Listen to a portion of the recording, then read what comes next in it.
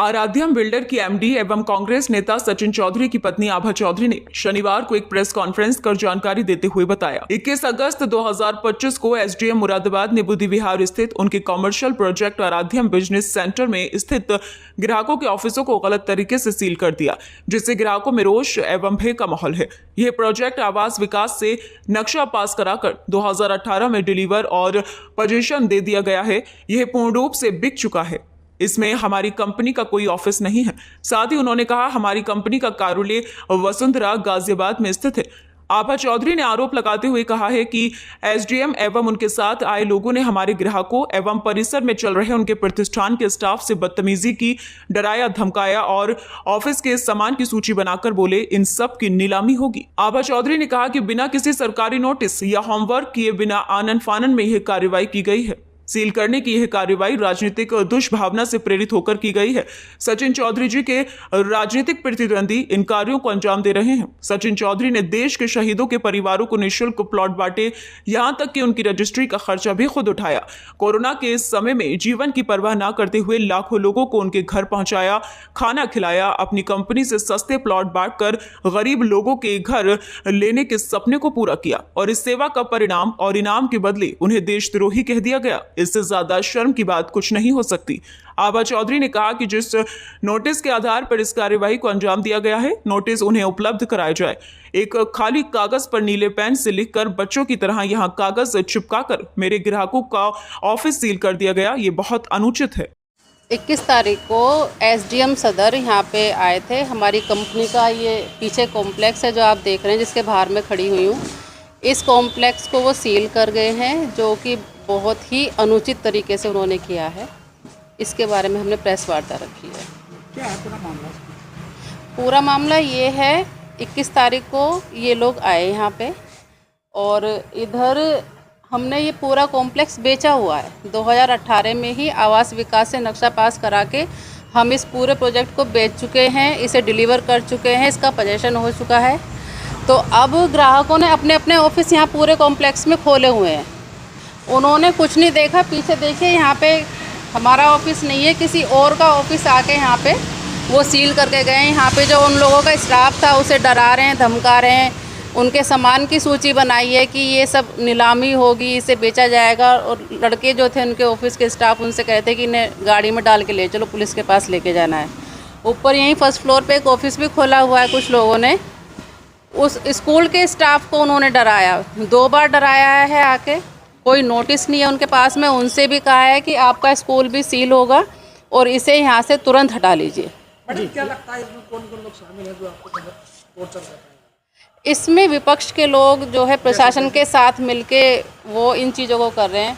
मुझे तो ये लगता है क्योंकि मेरे पति कांग्रेस में है, विपक्ष की राजनीति वो करते हैं, तो उनके राजनीतिक प्रतिद्वंदी इस कार्य को अंजाम दे रहे हैं।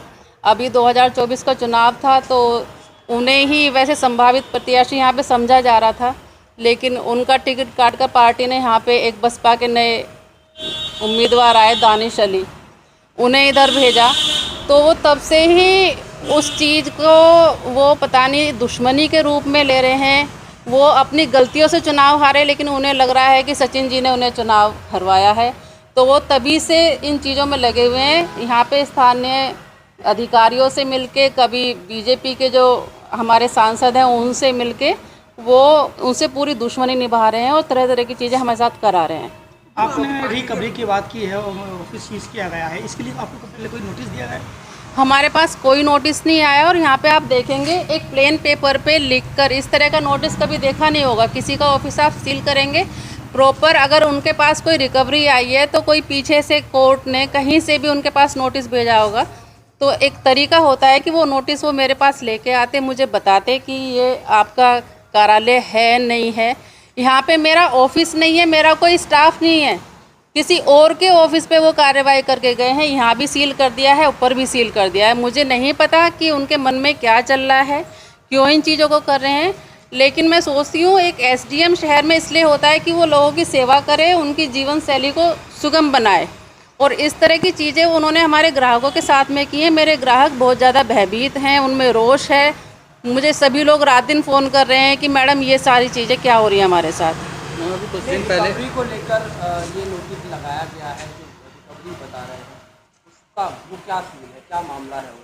रिकवरी के लिए जो अभी मेरी जानकारी में आया है, ये कोई केस बता रहे हैं कि शिवानी नाम की कोई ग्राहक हैं, उनका कोई उपभोक्ता कोर्ट में केस चल रहा है, तो ये उसकी रिकवरी है। लेकिन हमारा वो केस ख़त्म हो चुका है और उसमें जो अमाउंट है हमारा उनके साथ एग्रीमेंट हो गया है, उन्होंने अपना केस भी वापस ले लिया है, हमारा एग्रीमेंट हमने कोर्ट में भी सबमिट कर दिया है, वो लोग पैसे भी ले चुके हैं। देखिए ये वो एग्रीमेंट है।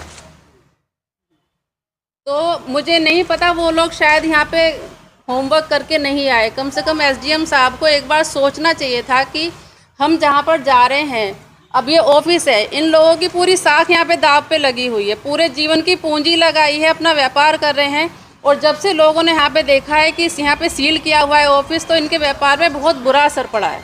तो अब आप जब आपकी बिल्डिंग ही नहीं है या फिर आपका जो ऑफिस ही है, आप यहाँ प्रेस कॉन्फ्रेंस कर रहे हैं उसको? देखिए मैं इसलिए प्रेस कॉन्फ्रेंस कर रही हूँ क्योंकि मेरी कंपनी ने ये कॉम्प्लेक्स बनाया है, तो मेरी नैतिक जिम्मेदारी बनती है। मेरे ग्राहक परेशान हैं, उन्हें कोई दिक्कत होगी तो वो मुझसे ही बात करेंगे, मुझसे ही कहेंगे कि मैडम हमारे साथ ये चीज़ें क्या हो रही हैं।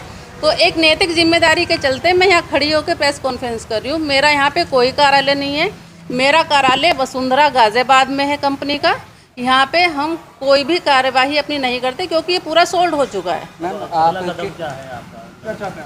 अगला कदम यही है, मैं एसडीएम साहब से अनुरोध करना चाहती हूँ कि इस तरह की चीज़ें हमारे साथ में ना करें। हम तो पहले से ही इतने परेशान हैं, हम विपक्ष में होने का इतना बड़ा खामियाजा भुगत रहे हैं, पता नहीं क्यों सत्ता पक्ष के लोग हमें इतना परेशान कर रहे हैं। हम सीधे से लोग हैं, अपना 2 रोटी खा रहे कमा रहे हैं, तो उस चीज़ में इतनी बड़ी बाधा ना डालें। मुझे लगता है कि सचिन जी जो राजनीति कर रहे हैं और उनकी राजनीति की वजह से मुझे ये खामियाजा भुगतना पड़ रहा है कि मेरा परिवार भी डिस्टर्ब है, वो खुद भी बहुत परेशान हैं और मेरे व्यापार का आपने हाल देख ही लिया है। पहले जीएसटी विभाग ने नोटिस दिया, मेरे सारे अकाउंट सीज कर दिए हैं, अभी तक मेरे वो अकाउंट खुले नहीं हैं। उसके बाद में पता नहीं कौन सा पुराना केस है, वो खोल के उन्होंने कोरोना के टाइम का कह रहे हैं सचिन जी पे देशद्रोह का केस लगा दिया है। मतलब किस तरह की हम सामाजिक व्यवस्था में रह रहे हैं, मैं समझ नहीं पा रही हूँ। रात हमारे आयोजनों में आते हैं, आपको भी पता है, उन्होंने निःशुल्क प्लॉट तक बांटे हैं शहीदों के परिवारों को। हमारी कंपनी ने कम कीमत में गरीब लोगों के लिए घर बनाने का सपना तक पूरा किया है। इस तरह की चीज़ें करने के बाद में कोरोना के टाइम में कितने लोग परेशान थे, लाखों लोगों को खाना खिलाया, उन्हें उनके घर पहुंचाया। इस तरह की चीज़ें वो कर रहे हैं समाज की सेवा के बदले में। इस तरह की टिप्पणियाँ कि उन पर देशद्रोह का मुकदमा चलेगा, मुझे लगता है कि राजनीति बहुत नीचे स्तर पे गिर गई है। आपकी कंपनी द्वारा और भी कॉमर्शियल बिल्डिंग बनाई गई है, तो किसी इसी को सीज किया, किसी और को भी सीज किया है? नहीं, इसी पे अभी नोटिस आया है और मेरा उनसे अनुरोध है एसडीएम साहब से, और साथ साथ में डीएम साहब से भी अनुरोध कर रही हूँ, प्रदेश के मुख्यमंत्री से भी मैं अनुरोध कर रही हूँ। देखिए मैं एक महिला हूँ, बड़ी मुश्किल से बड़े संघर्षों से यहाँ पे पहुँची हूँ। मतलब तिनका जोड़ के ये कंपनी खड़ी करी, इतनी सारी चीज़ें बनाई हैं, आज ये चीज़ें हमारे साथ में होती है तो मेरा बहुत मन दुखता है। तो उनसे मैं अनुरोध करना चाहती हूँ कि इन चीज़ों को तुरंत बंद करें, और जैसे बाकी नागरिकों को आराम से जीने का अधिकार है, हमें भी वो अधिकार मिलना चाहिए। ठीक, ओके।